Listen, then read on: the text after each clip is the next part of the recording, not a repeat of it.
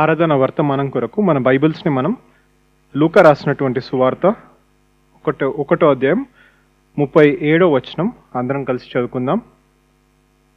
లూకా రాసినటువంటి సువార్త 1వ అధ్యాయం 37వ వచనం. దేవుడు చెప్పిన ఏ మాట అయినను నిరర్ధకము కానేరదని ఆమెతో చెప్పెను. అట్లాగే మన బైబిల్స్ని మత్తయి రాసినటువంటి సువార్త 19వ అధ్యాయం 26వ వచనం కలిసి చదువుకుందాం. మత్తయి రాసినటువంటి సువార్త 19వ అధ్యాయం 26వ వచనం అందరం కలిసి చదువుకుందాం. యేసు వారిని చూచి, ఇది మనుష్యులకు అసాధ్యమే గాని దేవునికి సమస్తము సాధ్యమని చెప్పెను. సో రెండు ఇక్కడ మనం లూకా రాసినటువంటి సువార్తలో కనుక చూసినట్టయితే దేవుడు చెప్పిన ఏ మాట అయినను నిరర్ధకము కానేరదని ఆమెతో చెప్పాను. చాలా ఇంగ్లీష్ ట్రాన్స్లేషన్స్లో దీనికి nothing is impossible with God అన్న మాట చాలా ట్రాన్స్లేషన్స్లో చెప్పబడుతూ వచ్చింది. అయితే ఈరోజు మరి స్పెషల్ ఏంటి? మదర్స్ డే కదా. సో మానవుని జీవితంలో రెండు గొప్ప సంఘటనలు ఏంటంటే, ఒకటి మన జననం, రెండోది తిరిగి జన్మించడం. దానికన్నా మించి ఇంకొకటి లేదు. ఈ రెండు చాలా గొప్ప విషయాలు ఒక వ్యక్తి జీవితంలో. అయితే ఇక్కడ లూకా రాసినటువంటి సువార్తలో మనం చూసినట్టయితే ఇక్కడ చెప్పబడినటువంటి మాటలు మనం గమనించినట్టయితే గబ్రియేలు దూత మరియతో చెప్తుందన్నమాట ఈ మాటలు. మరి నూతన నిబంధనలో మనం ఈ దేవునికి సమస్తము సాధ్యమన్న మాటను మనం రెండు సార్లు చూస్తాం. రెండు సార్లు చూస్తాం. అది ఒకటి మత్తయి రాసినటువంటి సువార్త 19వ అధ్యాయం 26వ వచనం, మన తిరిగి జన్మించడానికి సంబంధించినటువంటి మాట. రెండవది ఈ లూకా రాసినటువంటి సువార్త 1వ అధ్యాయం 37వ వచనంలో చూస్తూ ఉన్నాం.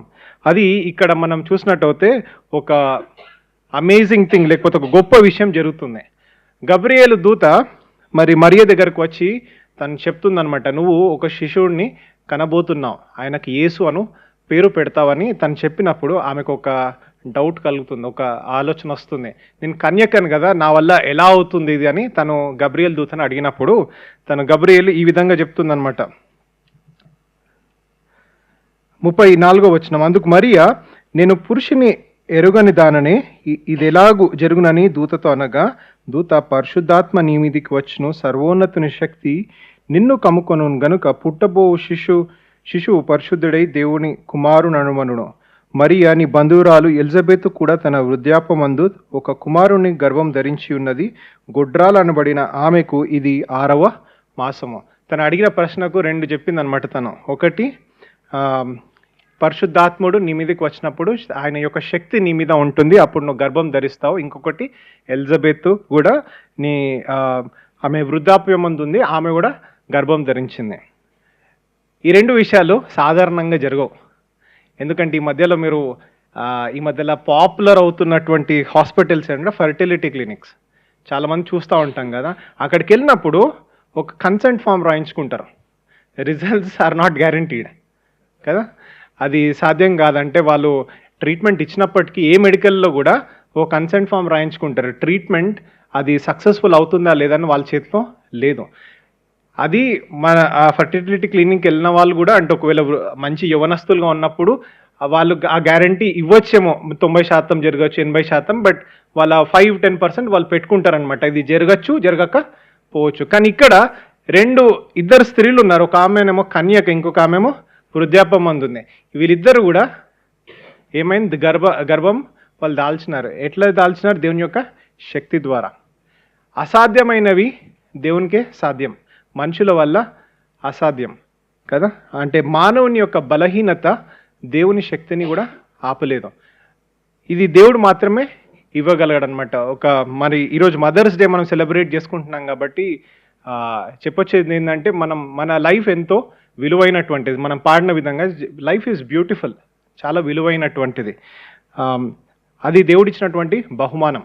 మనందరం అది గుర్తించాలి. దేవుని శక్తి ద్వారానే ప్రతి ఒక్క మానవుడు కూడా ఈ లోకంలో జన్మించినాడు. అది దేవుని శక్తిని కనపరుస్తోంది. మన జీవితంలో కూడా దేవుని శక్తిని మనం చాలా మన జీవితాల్లో మనం వెళ్తున్నప్పుడు మన లిమిటేషన్స్ ద్వారా మనం చాలా అనుకుంటాం ఇది జరగచ్చు, జరగకపోవచ్చు అని. కానీ దేవుడి శక్తికి ఎటువంటి పరిమితి లేదు. అది ఆయన శక్తి అపరిమితమైనటువంటిది. దేవుడు ఏదైనా చేయగలడు. ఆయనకు సమస్తం కూడా సాధ్యం. సో అది మనం గుర్తుంచుకుందాం. ఈరోజు మనం ఆరాధన చేయడానికి వచ్చిన మనం అందరం కూడా ఒకటి గుర్తుంచుకోవాలి, దేవుని శక్తి అపరిమితమైనటువంటి. మనం చాలా వినుండొచ్చు, కానీ బైబిల్లో చెప్పబడినటువంటి మాటలు మానవులు చేయలేరు అవి. అందుకోసమే సైన్స్ ఎంత అడ్వాన్స్ అయినప్పటికీ సైన్స్ రెండు చేయలేదు. ఒకటి, సైన్స్ కెనాట్ క్రియేట్ లైఫ్, అది లైఫ్ని పుట్టించలేదు. రెండోది, చనిపోయిన వారిని తిరిగి లేపలేదు కదా. బ్రతుకున్న వారిని ఎక్స్టెన్షన్ చేయొచ్చు అంతే. లైఫ్ ఎక్స్టెన్షన్కి సైన్స్ ఉపయోగపడుతుంది. కానీ బైబిల్లో మనం ఇవి రెండు కూడా చూస్తూ ఉన్నాం. ఒకటి, దేవుడు మరి లైఫ్ని ఇచ్చేదోరంటే, ప్రాణం ఇచ్చేదోరంటే యేసుక్రీస్తు వారు. రెండోది, తిరిగి చనిపోయిన వారిని తిరిగి చూసేది కూడా మనం బైబిల్లోని చూస్తున్నాం. అందుకోసమే అది మన యొక్క నిరీక్షణ. అట్లాగే మరి ఇంకొకసారి ఈ మాట ఎక్కడ చెప్పబడిందంటే, మత్తయి రాసినటువంటి సువార్త 19వ అధ్యాయం 26వ వచనంలో యేసుక్రీస్తు వారు ఆయన శిష్యులతో ఈ విధంగా చెప్తున్నాడు, ఇది మనుషులకు అసాధ్యమే కానీ దేవునికి సమస్తమును సాధ్యమని చెప్పిన. ఇది మన తిరిగి జన్మించడానికి సంబంధించినటువంటి మాట. అక్కడ సందర్భంలో ఏమవుతుందంటే, అక్కడ ఒక యవనస్తుడు, మంచి రిచ్ పర్సన్, యంగ్ పర్సన్, ఆయన యేసుక్రీస్తు వారి దగ్గరకు వచ్చి, నేను మరి పరలోక రాజ్యాన్ని పొందుకోవాలంటే నేనేం మంచి కార్యం చేయాలని యేసుక్రీస్తు వారిని ప్రశ్న అడుగుతాడు. అయితే యేసుక్రీస్తు వారు తనను ఉద్దేశించి ఈ విధంగా చెప్తాడు, నువ్వు మోషే రాసినటువంటి మరి ఆ గ్రంథంలో ఉన్నటువంటి ఆజ్ఞలు పాటిస్తే నువ్వు పరలోకం పొందుతావు అన్నట్టు చెప్పినట్టు మనం చూస్తా ఉన్నాం. అయితే అతడు ఏమంటాడంటే, నేను ఇవన్నీ బాల్యం నుంచే నేను పాటిస్తూ వచ్చినాను. అప్పుడు యేసుక్రీస్తు వారు ఆయనతో ఇంకొక మాట అంటాడు, నీ దగ్గర ఉన్నదంతా వెళ్ళి నీ ఆస్తి అంతా అమ్మి బీదలకు అమ్మి వచ్చి నన్ను వెంబడించి అంటాడు. అది వినగానే పాపం ఆయన చాలా దుఃఖపడి అక్కడి నుంచి వెళ్ళిపోతున్నట్టుగా చూస్తూ ఉన్నాం. అయితే ఆయన శిష్యులు దాని తర్వాత అడుగుతారనమాట. అక్కడ యేసుక్రీస్తు వారు అక్కడ ఒక మాట చెప్తాడనమాట, ఒక ధనవంతుడు మరి పరలోక రాజ్యంలో ప్రవేశించట కంటే సూది భుజ్యంలో మరి ఒంటే దూరుట సులభమని ఆయనతో చెప్తా ఉంటాడు. అది విన్న తర్వాత శిష్యులకు ఆశ్చర్యం కలుగుతుంది.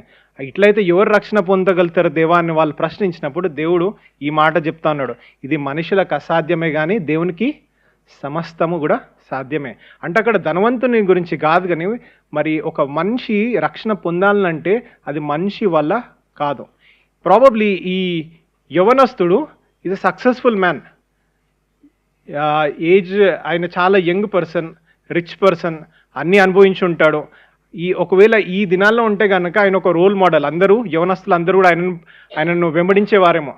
అయితే ఆయన ఏమనుకున్నాడంటే, నేను అంతా ఇది నా శక్తి ద్వారా సంపాదించిన, ఇప్పుడు నేను నా రక్షణను కూడా నేను ఏదో మంచి కార్యం చేసి నేను నా రక్షణను కూడా సంపాదించుకుంటానే ఆయన తలంచినాడు. కానీ యేసుక్రీస్తు వారు ఆయన చెప్పిందంటే, మనుషులకు ఇది అసాధ్యం. రక్షణ మనుషులు సంపాదించుకోలేరు.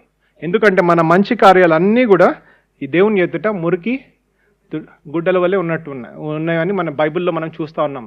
దేవుడు ఇస్తే కానీ రక్షణ మనం దాన్ని పొందుకోలేం. అది ఎంతో విలువైనటువంటిది. ఎవ్వరు కూడా మనకు అది మనం ఎక్కడ కొనుక్కోలేం. మనం స్వతహాగా సంపాదించుకోవాలనుకున్నా కానీ అది మనం ఎన్నడూ కూడా చేయలేనటువంటిది. అందుకోసమే రక్షణ దేవునితో మాత్రమే సాధ్యం. దేవుడు దాన్ని మన కొరకు సిలువలో దాన్ని సంపాదించినాడు. మనమే దాన్ని ఏం చేస్తున్నామంటే, మనం విశ్వాసం ద్వారా దాన్ని మనం దాన్ని అంగీకరించినప్పుడు మనం రక్షణ పొందుతున్నాం. అది దేవుడు మనకు చేసినటువంటి గొప్ప కార్యం. అందుకోసమే ఇది మనుషులకు అసాధ్యం కానీ దేవునికి సమస్తము సాధ్యమే. మనుషులు రక్షణ పొందడం అన్నది అది గొప్ప అద్భుతం. చాలా ఈజీ అని మనం అందరం అనుకుంటాము. క్రైస్తవ కుటుంబంలో పుట్టగానే లేకపోతే ఎక్కడ మతం ఏదైనప్పటికీ, ఎన్నిసార్లు విన్నప్పటికీ రక్షణ అనేది దేవుని యొక్క కార్యం. దేవుడు కన్విక్ట్ చేస్తే తప్ప ఎవరు కూడా రక్షణ పొందలేడు. సో ఈ ఉదయకాల సమయంలో మనం ఈ రెండు ఆలోచనలు మనం జ్ఞాపకం ఉంచుకుందాం. ఒకటి, దేవుడు మరి ఆయన శక్తిని ఏది కూడా మానవుని యొక్క బలహీనత ఆపలే. దేవునికి సమస్తం కూడా సాధ్యం. రెండవది, మరి మన రక్షణ విషయంలో దేవుని యొక్క శక్తి ఎంతో బలంగా మనకు కనిపిస్తుంది. ఎందుకంటే ఇది మనుషులు సంపాదించుకోలేనటువంటిది, మనుషులకు ఇది అసాధ్యం కానీ దేవునికి సమస్తం సాధ్యం. ఆయన సాధ్యం చేశాడు కాబట్టి మనం దీన్ని రక్షణని ఈరోజు మనం అనుభవించగలుగుతున్నాం. సో ఈ రెండు తలాంపులను బట్టి మనం ఈ కొద్ది సమయం తీసుకొని దేవుణ్ణి ఆరాధిద్దాం.